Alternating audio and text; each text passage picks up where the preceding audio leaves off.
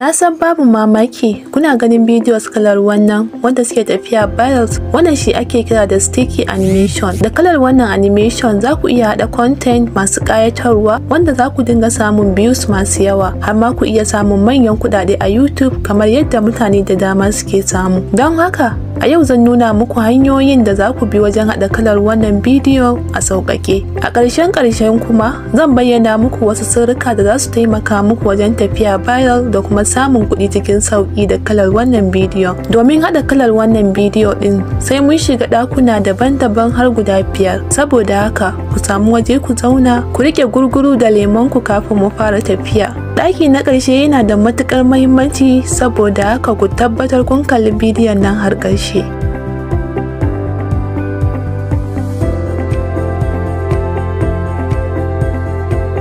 Kafin mu fara zai kyautu ku biya kuɗin mota, farashin kuma shine danna subscribe da share domin wasu su amfana. A wannan ɗakin zan fara da samun software ko application ɗin da za mu buƙata wajen haɗa wannan bidiyon. A gaggauce za ku je Play Store ko App Store ku ɗauko app mai suna Adobe Express, ku tabbatar mai kalar wannan logon ne. Sai ku yi sign up da email ko ku zaɓi cikin sauran zaɓin da suka nuna. Da wannan application ɗin za mu yi amfani wajen haɗa sticky animation bidiyo namu a kyauta.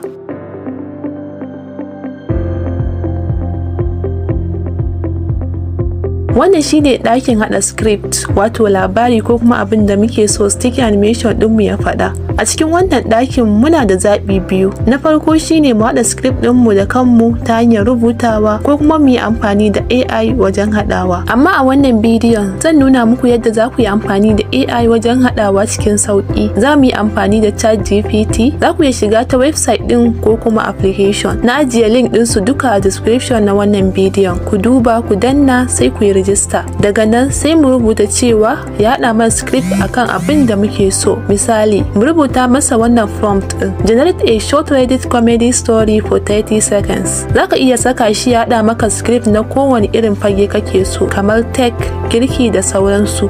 Bayan ya bamu sai mu yi copy mu tafi ɗaki na gaba.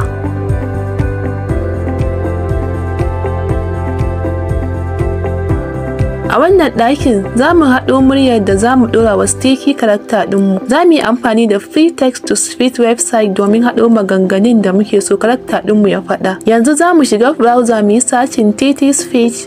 A wannan website ɗin za mu iya haɗa magana har na yawan kalmomi 500 idan ba mu yi rijista ba. Amma bayan mun yi za su ba mu damar haɗa magana har na tsawon kalmomi 2000, don haka ni dai na yi rijista. A nan za mu yi pasting script ɗin da muka kwafo wanda muka haɗa da AI. Sai mu zaɓi muryar da muke so mu haɗa maganganunmu da shi. Sai mu danna convert now. Sai mun yi haƙuri da website ɗin saboda akwai talluka sosai. Bayan ya gama sai mu sauke, sannan mu tafi ɗaki na gaba.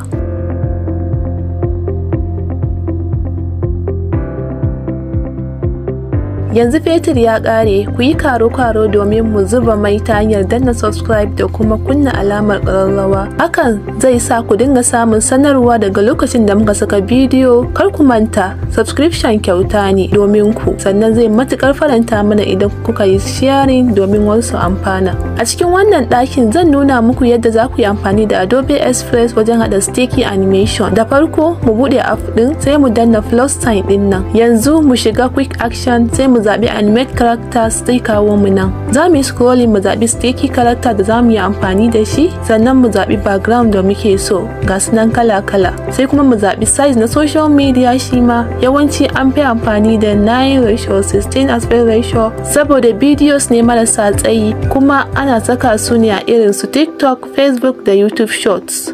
Bayan mun gama saita komai sai mu shiga browse. Zai kai mu cikin wayar mu inda za mu yi downloading maganganun da muka haɗu a ɗakin da ya gabata. Sai mu jira ya yi loading. Yanzu wannan shine abin da muka haɗa.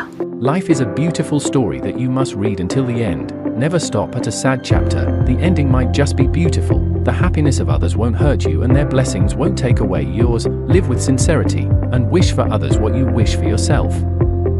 Za ku yi amfani da CapCut, InShot ko KineMaster a waya domin yin editing na bidiyon.